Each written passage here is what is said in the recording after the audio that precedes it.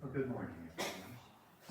On behalf of Connie and those closest to Alan, thank you so much for being here to honor his life.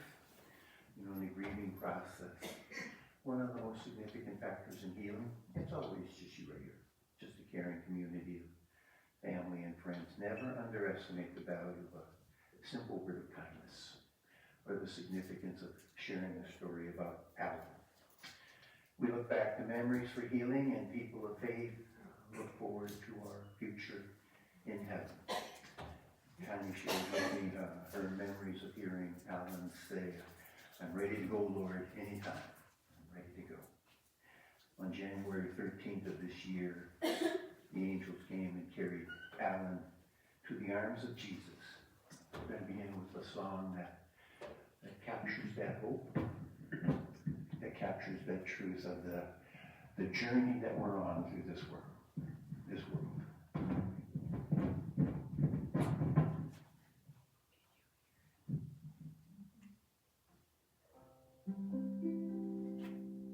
Precious Lord, take my hand, lead me on, let me stand. I am tired, I am weak, I am worn. Through the storm, through the night, lead me on to the light. Take my hand, precious Lord, lead me home. When my way grows drear, precious Lord, linger near. When my life is almost gone, hear my cry, hear my call, hold my hand lest I fall. Take my hand, precious Lord, lead me home. When the darkness appears, precious Lord, linger near. When the day is past and gone, at the river I stand, guide my feet, hold my hand, take my hand, precious Lord, lead me home. Take my hand, precious Lord, lead me home.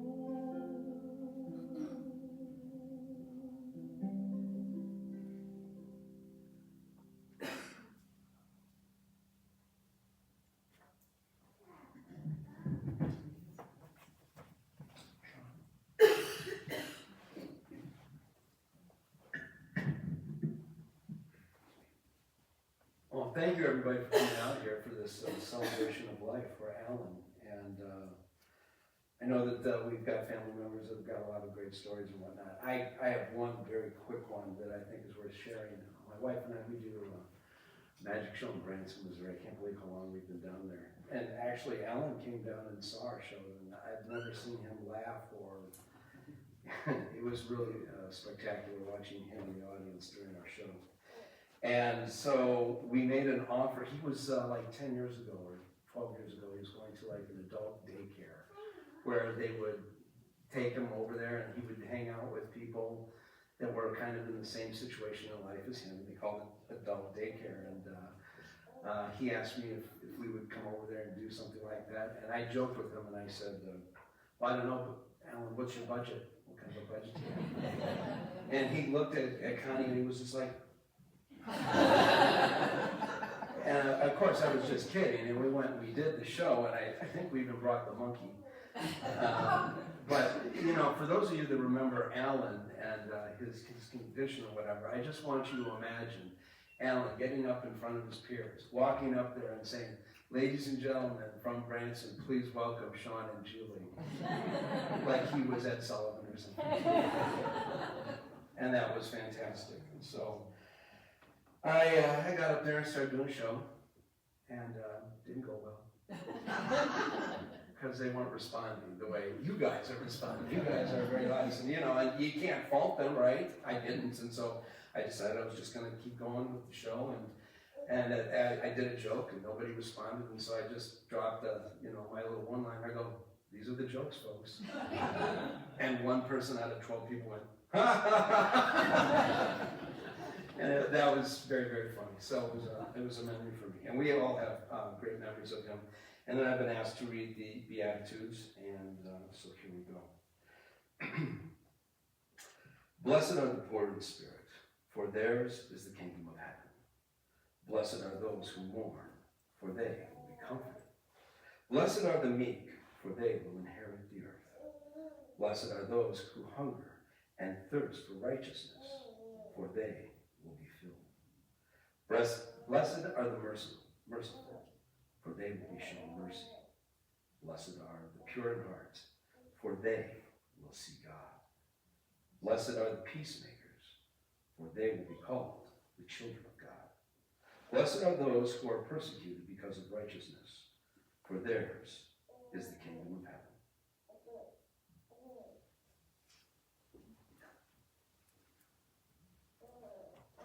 He's got a voice for great, doesn't he? One of my favorite statements about memories is found in the lyrics of the old hymn, Precious Memories. And the lyrics read, precious memories, unseen angel, sent from somewhere to my soul. How they linger ever near me as the sacred past unfolds. And I think some memories can be just like that, like a heavenly messenger sent to bring healing to the deepest part of who we are. You shared a story about Alan today. You can be the heavenly messenger for the family. And some are prepared to do that for us today. Connie?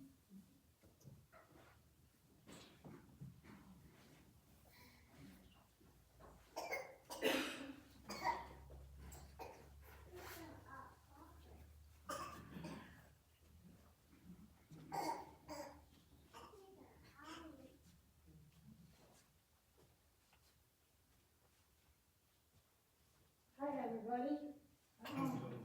I got my glasses in case I can't see what I wrote, but before I start that, I wanted to acknowledge all the mothers and fathers who raised handicapped children.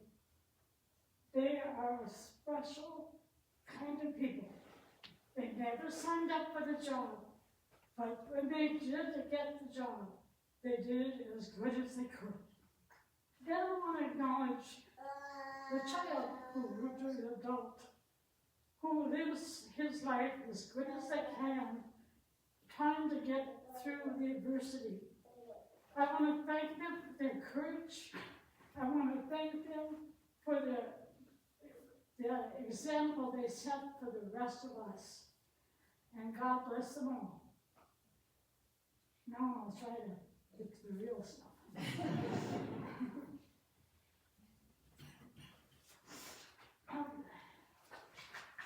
Okay, these are my fond memories of my brother Ellen. He was my little brother. His first name was Ellen. That is the reason he had the name Ellen, was that my mother's first cousin in 1944, when Ellen's birth, was missing in action from the Second World War. Happily, he returned after being a prisoner of war. And happily again, he lived a good life and had a wonderful family. Thankfully, Ellen appreciated having been named after him. He also took pride in the fact that his second name, Lawrence, is after his dad. Dad was one of his best friends as well as his father. Alan was my little brother, a kid who always had a smile when somebody said hi.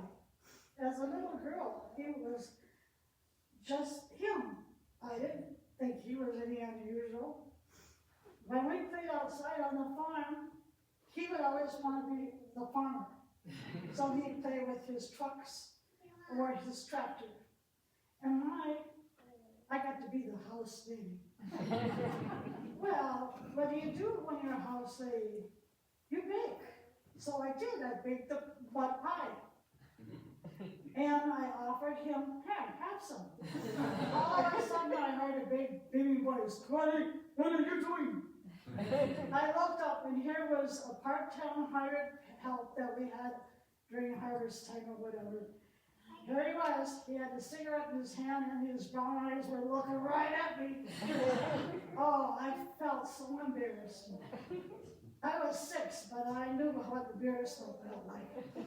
And I also knew that Alan, even at 3, he wouldn't have touched the pie. And then I remember, I have to look what I was here. A few days went by after Alan was diagnosed, and my folks knew that they had to make big changes. They had to leave the farm. They had to go somewhere where he could get his physical therapy he needed, as well as his education. So we moved from the farm to northeast Minneapolis. And a few days after we moved, we started school. I went to Sheridan Grade School, and Alan, at 4, got on a bus, rode an hour one way to get to South Minneapolis to go to Michael Government School, where he got physical therapy as well as a good education and occupational therapy. They were miracle workers. Within 6 months, they had him walking. At home on the farm, he could stand, but he could not walk.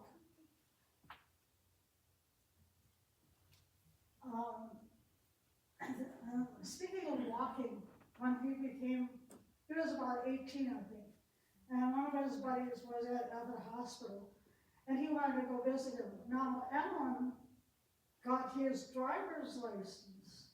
He took tests 3 times, but he passed. And so he was delighted to get that car anytime he could. So Mom, I can go see Buddy and take the car? Oh yeah, sure. So he did. But when I came out, the car wouldn't start. So what did he do? This was no cell phones then, kiddos. So he walked the 3 miles home. That wasn't easy. No, it wasn't safe, but he did it. So that's a proof of his courage. You don't have a big disease like that without having courage. And for somehow, they also keep humility and keep smiling. We did some traveling. One year after, I think it was the 90s, Ellen and 10 other people, we all went to Disney World, just like the athletes, right? And we had a great time. Also, Mom and Dad were down to Texas for 3 winters, and of course, Alan got that, so he had an early retirement. And, you know, he didn't gainfully have a job, but he always helped out around the house or did anything he could to help people. He also, when he was in high school, he loved it. He loved it because he could drive. He could drive from South Minneapolis to Marshall, which was southeast. And I heard later that he even once in a while would give some buddies a ride home. I bet they did it for thrills' sake. So then he also would really loved to be at the lake, and he loved fishing. And of course, Dad did too. Our whole theme here pretty much is fishing, as you can tell. But so one day, down for the first week, I thought we were still going together then. So we weren't married yet, and he went fishing with Dad, ice fishing. Well, they don't walk on ice because of Alan, they drive on ice. So Dad told Don, open the door a little bit. Don said, why?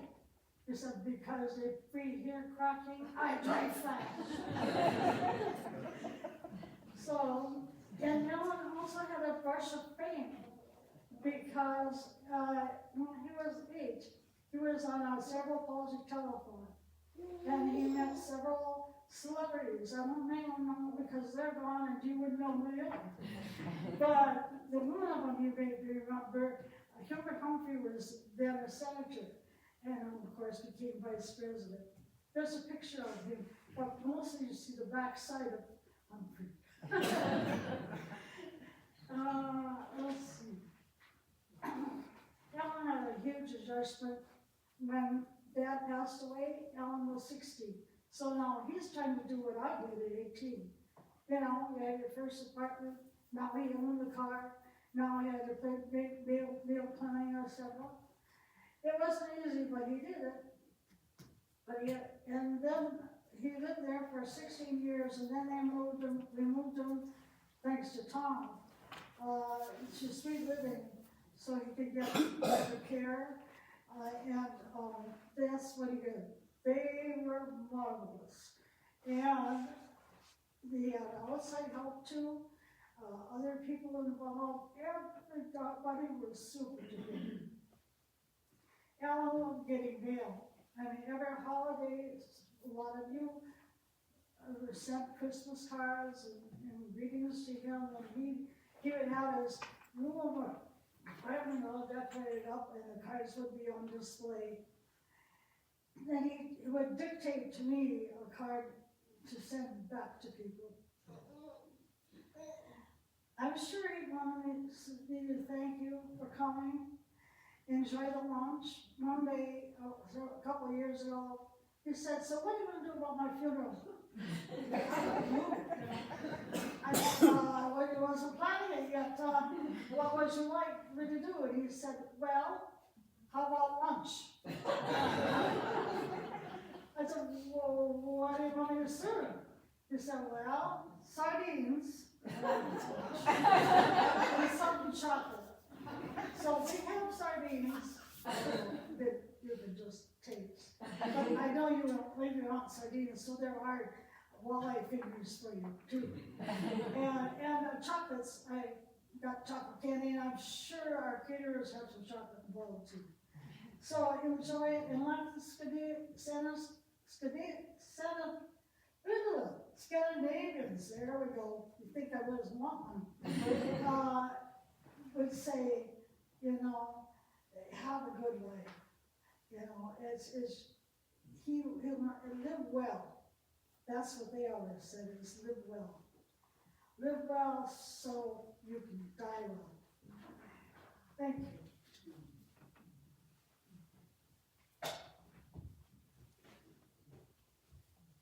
Oh, I'm sorry. Pam, and then I forgot. We're going to have some fun here now, because Ellen loved to fish. And the best part of fishing for him was he got to be with family and friends. So the song we're going to sing now is I Want to Make You Fishers of Men. And Allison will play it through once, and then we'll sing it. And if you're really brave, you stand up and we'll do the motions. When we say fishers of men, I want you to throw out your line and reel it back in. Okay? Okay, you stand for us first? Mark, I won't need the mic for this one. We'll just do a sing-along style. So. Okay, so I'll sing it. It has one whole verse and then a half a verse for the second. Yeah. So, I will make you fishers of men, fishers of men, fishers of men. I will make you fishers of men if you follow me.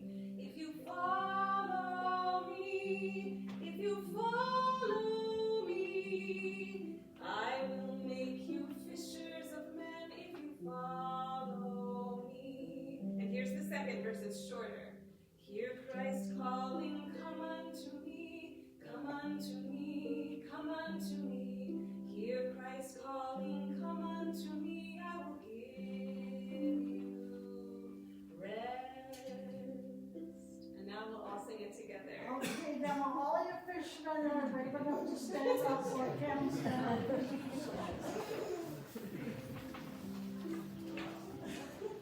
I will make you fishers of men, fishers of men, fishers of men.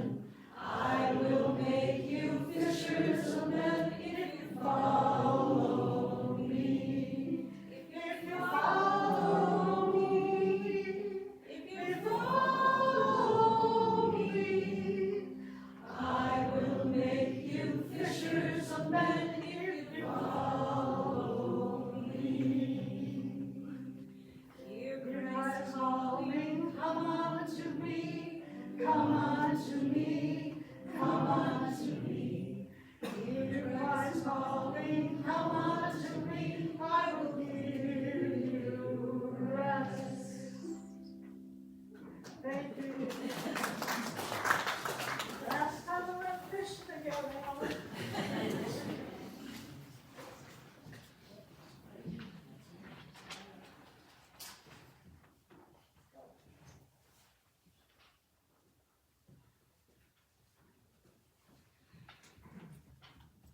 Country music singer Clint Black sings a song, it's entitled State of Mind.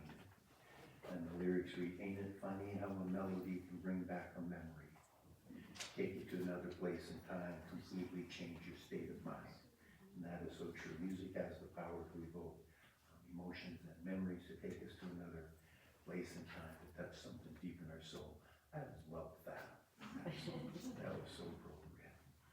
Julie, want to share some memories with us?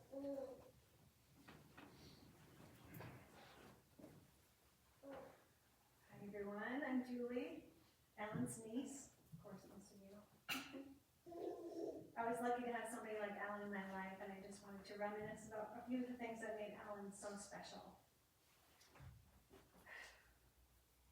Alan lived a life that wasn't always easy, but he taught me that it's possible to find gratitude and humor, even in a world that seems unfair.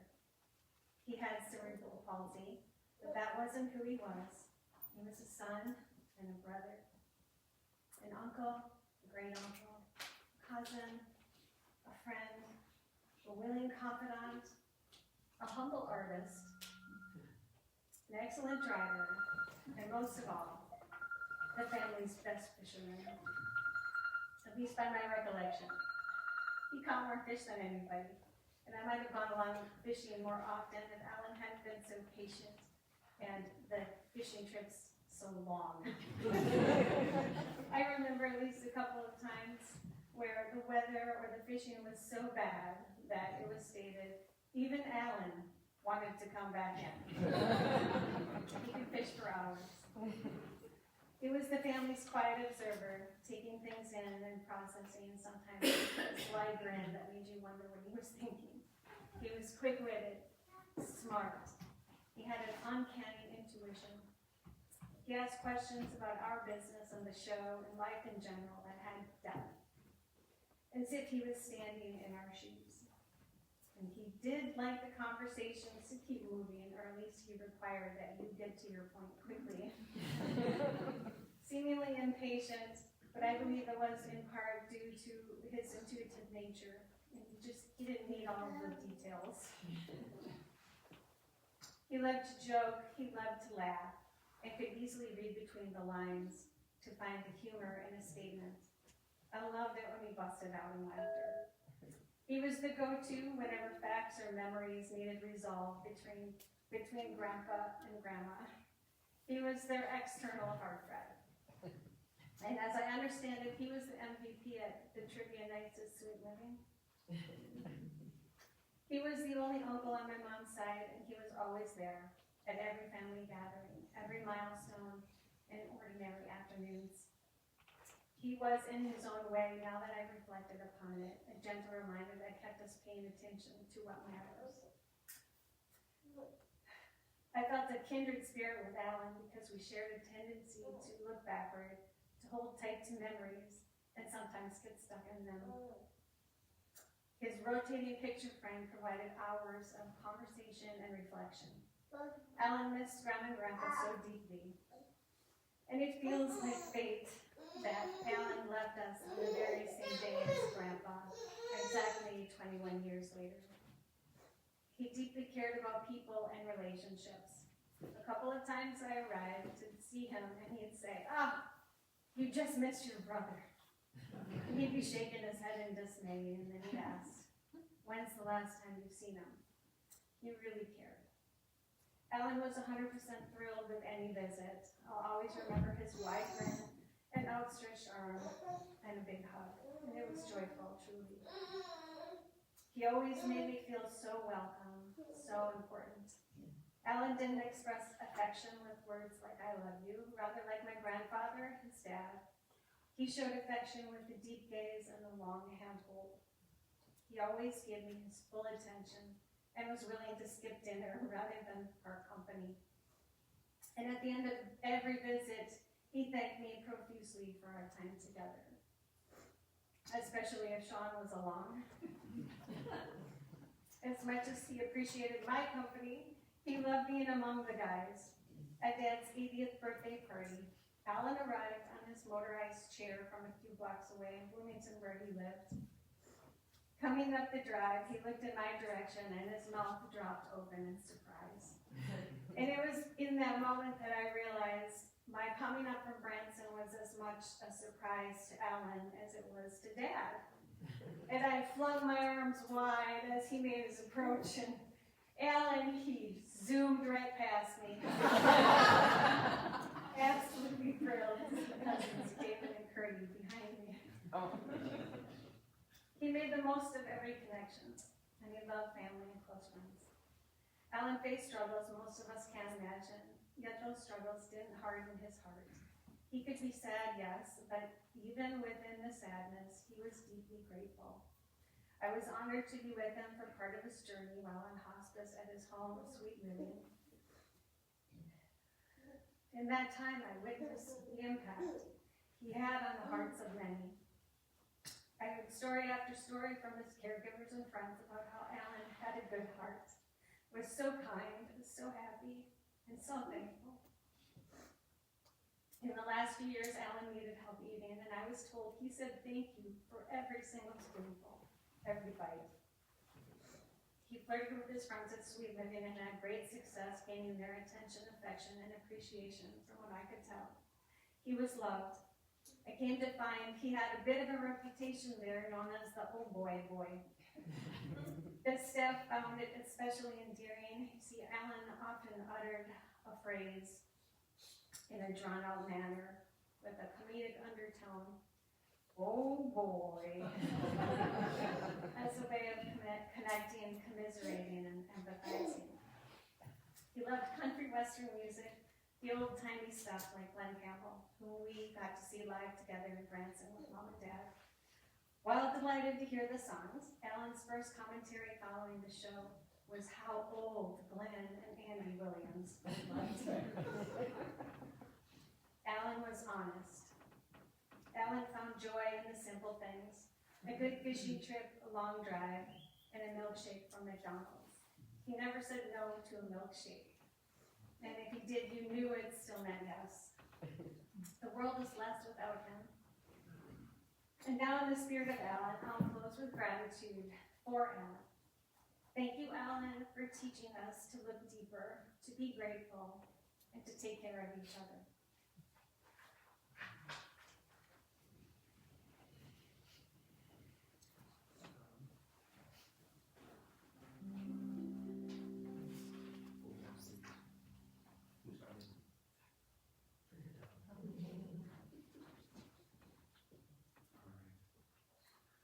Hi, so to me the most surprising thing so far is that Alan didn't actually eat the mud pie. Alan will eat anything you put in front of him. So I'm Tom, Alan's nephew. I spent a lot of time with him the last 10 or 15 years after he needed more help. And I just wanted to share a few things about him. And I'm kind of a half full sort of person. Alan was always kind of a half-empty kind of person, so I was constantly trying to make him laugh, tease him, give him a hard time about stuff. So just so you know, I'm going to tease him a little bit, but I know that he would encourage it. He'd be disappointed if I didn't. And if he was sitting right there, he'd be snorting and laughing as usual. So these are all things I talk about when he's around. So, my name's Tom, but there's only two people that call me Tommy as an adult. One was my grandpa. One was Alan, and sometimes people are like, oh, that's kind of a childish name. Do you want to be called Tom? I'm like, yeah, most people call me Tom. He's like, okay, Tommy. So I was Tommy, that was kind of my existence. And it's like I'm practically a senior citizen. I've got no hair, a beard, grown-up kids. And it's like when I'm around him, I felt like I'm like the 9-year-old cabin kid, beating his hook still. And so it's really a strange feeling for me to be him. So I'm going to talk a little bit about kind of his life after his parents died.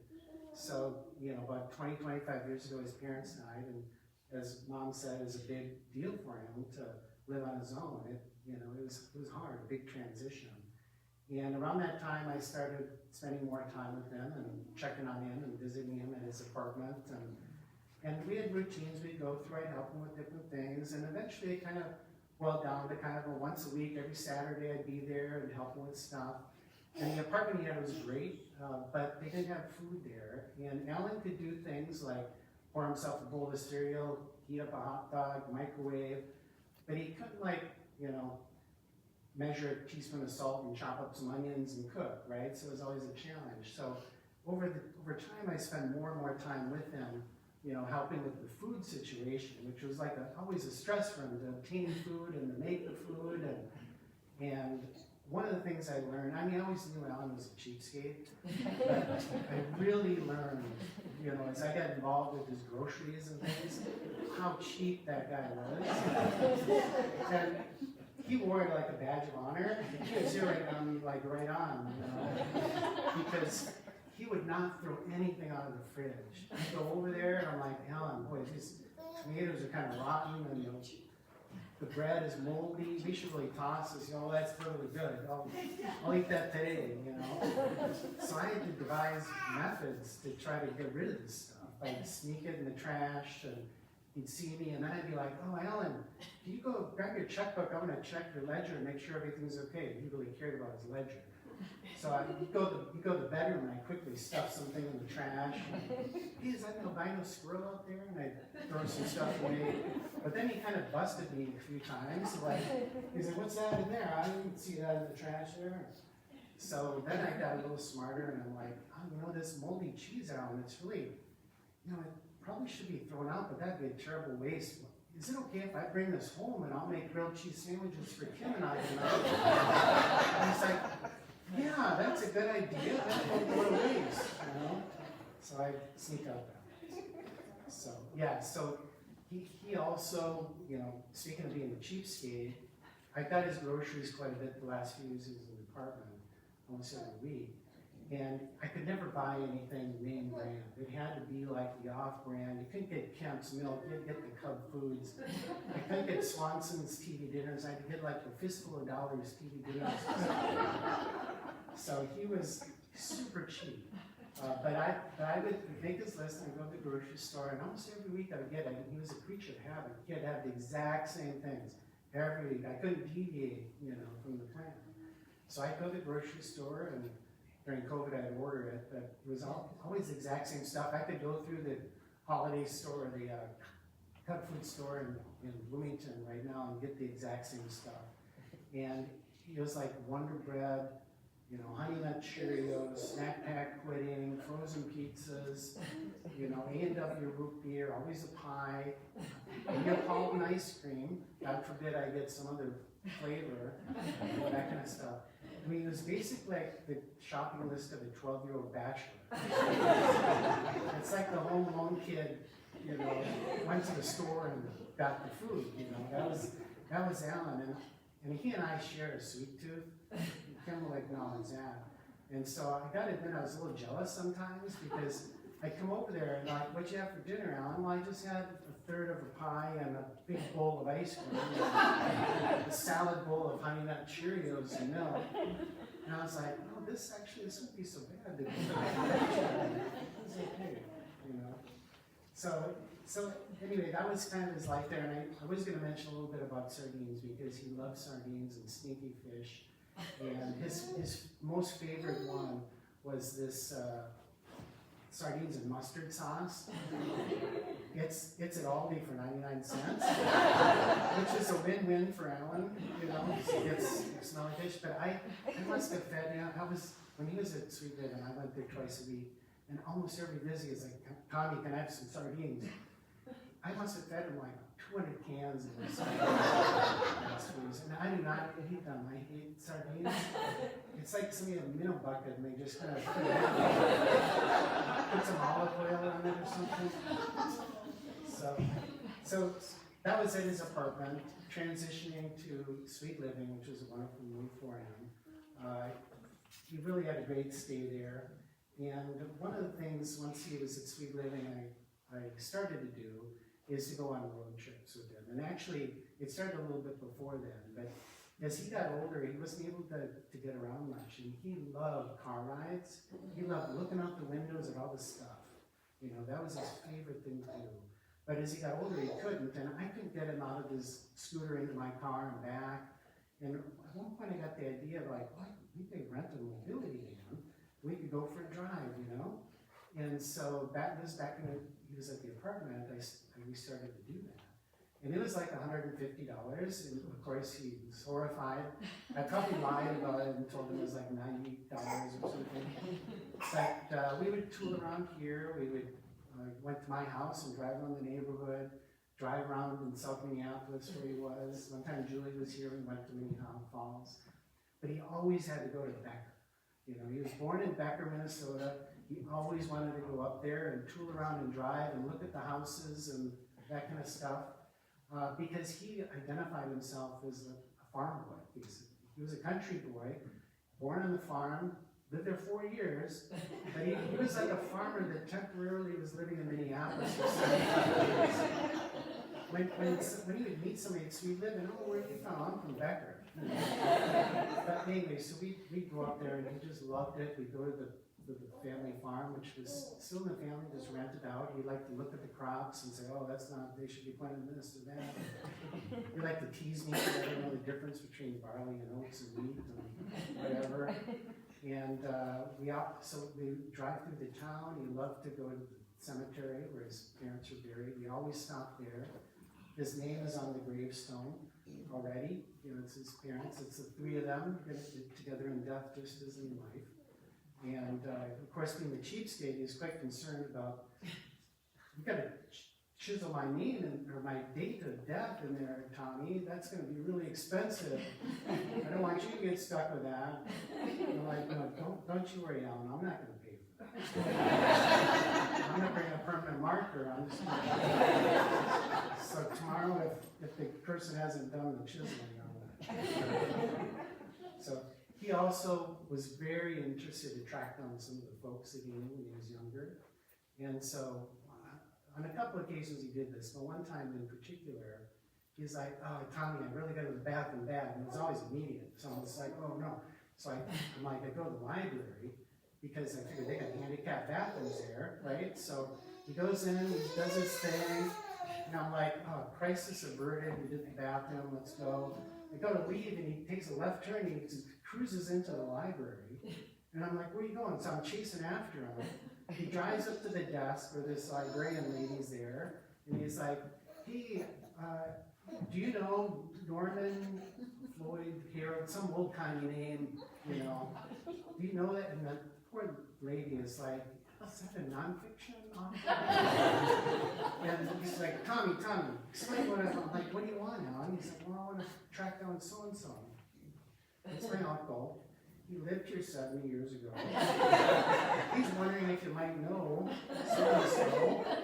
And this guy was like 22 years old. And now I lived there was like 200 people in Becker. Now there's like 8,000. She's like, no, sir, I'm very sorry. I don't know who that is.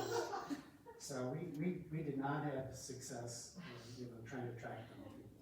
So the last thing I want to say is just kind of briefly more serious. I'm very grateful for the time that I spent down in the last 10 years or so. Many hours we spent together, and I learned a lot about my family history, the relatives, his parents, and all that kind of stuff. And so I'm very grateful for that because he was just a repository of kind of family history stuff. I also really came to appreciate a person with disability, especially somebody with really economic needs that really struggled. It really gave me a good appreciation of what he had to go through, as well as aging, and some of the struggles that he had there. I also just wanted to comment a little bit, something that Julie said that rings true for me too. I go there twice a week, and quite often I would get there and he's in the bathroom, one of the caregivers is helping him, and he doesn't know I'm there. I'm sitting outside, and I can hear them in there. I'm not trying to eavesdrop, but the chair's right by the door, and I can hear them in there, and Alan is always like, thank you so much for helping me. I really appreciate it. Thank you. And this isn't just like once. I probably heard this 20 times, when he's in the bathroom. And so despite all the suffering he had, and living with cerebral palsy your whole life really puts a toll on your body. It's hard enough just to do stuff, but your muscles, your tendons, your nerves, all that throughout your life make a lot of aches and pains. I don't think he had sensation in his hands the last 10 years of his life, But despite his discomfort, he still would treat everybody very graciously there, and I was very proud of him. So that's all I had. I still won't eat sardines, but I do think of them whenever I see them. And before I leave, I went too long here. Before I leave, I just wanted to acknowledge a couple things. One is I just want to thank Julie for making the road trip up when Alan had his stroke. So we're all out of town. Kim and I were out of the country. Our friends were joining us. Mom and Dad were in Arizona. We got the news he's in the hospital. He had a massive stroke. He's unresponsive. We're like, what do we do? Do we fly down there? He's not even conscious. Julie took it upon herself just to clear her schedule, drove all night long, went there, checked on him. And we're very grateful for that because he was able to hear our voices and see us on the computer screen and that kind of stuff. So thank you for doing that. And I don't know, maybe there's not too many people here from Sweet Living or anything, but the staff there was wonderful, and the hospice team, including Allison, was wonderful. And Shelley, I wanted to acknowledge Shelley too, who's sitting back there. She was his ILS worker for many months. Did a wonderful job. So, thank you.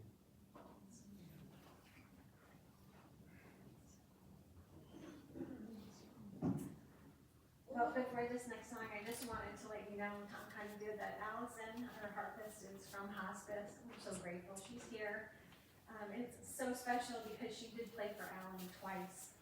And it was just a really unexpected kindness that I still have to wrap my head around. And just a beautiful gesture offered just for Alan. And I know it reached him because he hadn't really moved all day that I saw. But as she played, his feet were fluttering from time to time pretty strongly. So we've asked Allison to play one of the songs she played for Alan so you can hear what he heard while he was between here and somewhere better.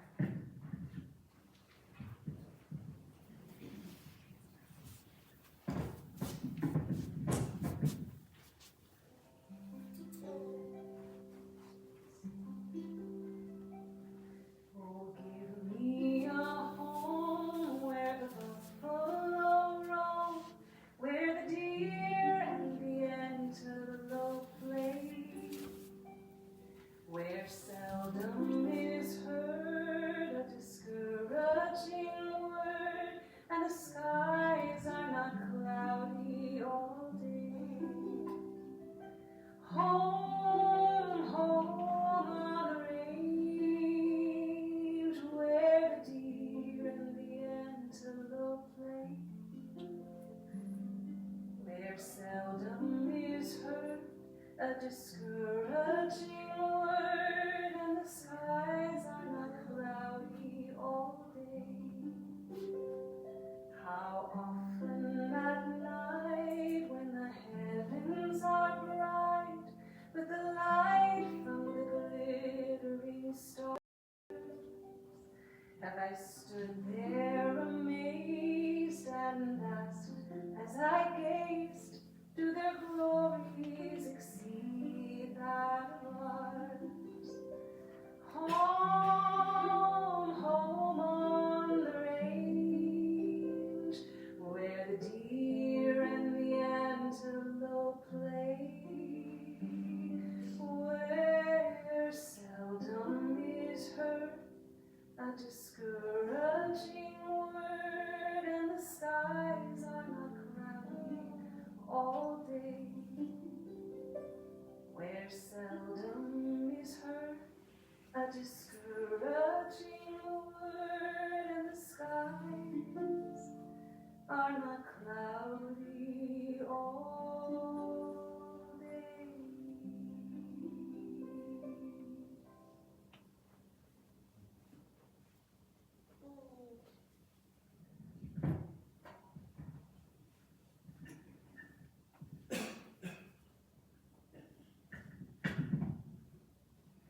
That's amazing.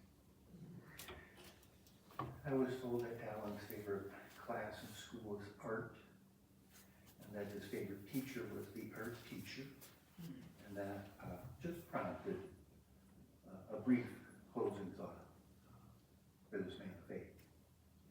From Ephesians chapter 2, verse 10, it reads, "For we are God's handiwork, created in Christ Jesus to do good works."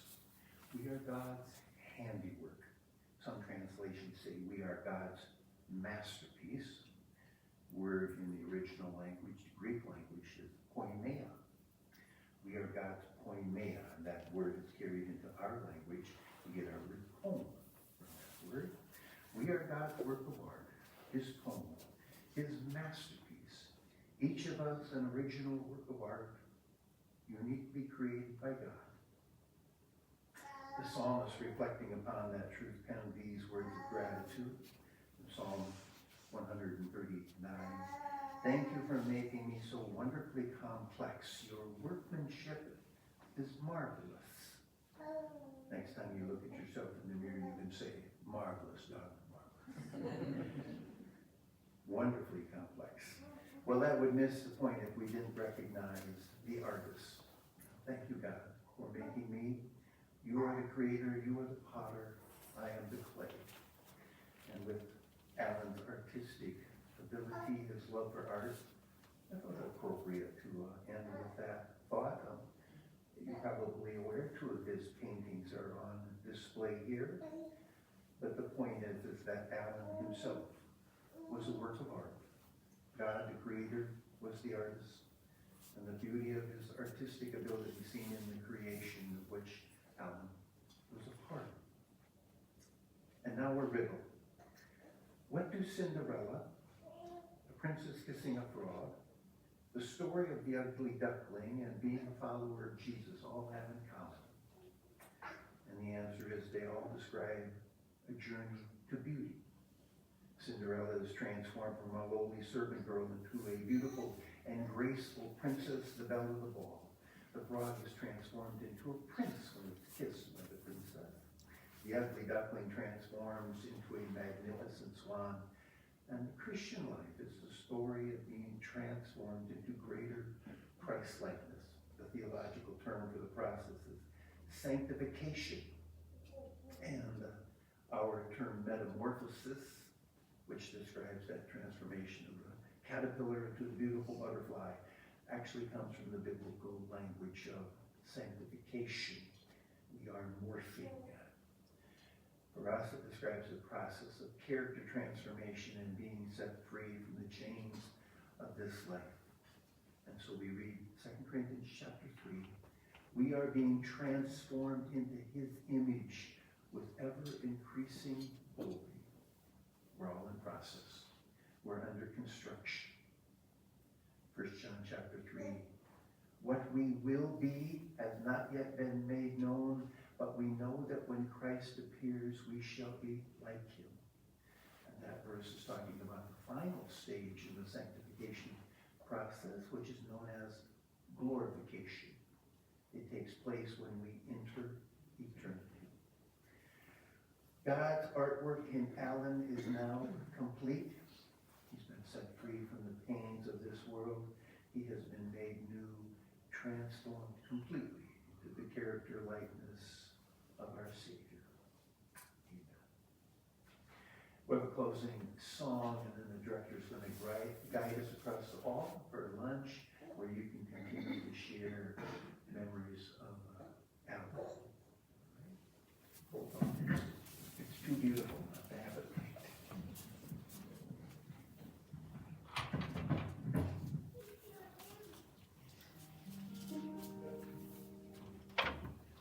I am weak, but thou art strong. Jesus, keep me from all wrong. I'll be satisfied as long as I walk. Let me walk close to thee.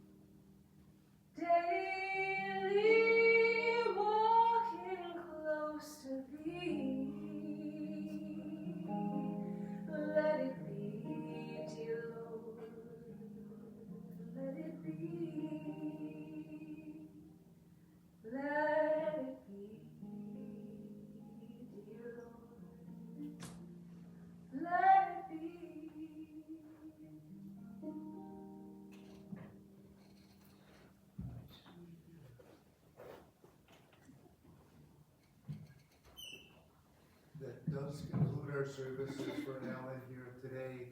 There is a wonderful meal prepared for us just through the double doors here to the left. Thank you.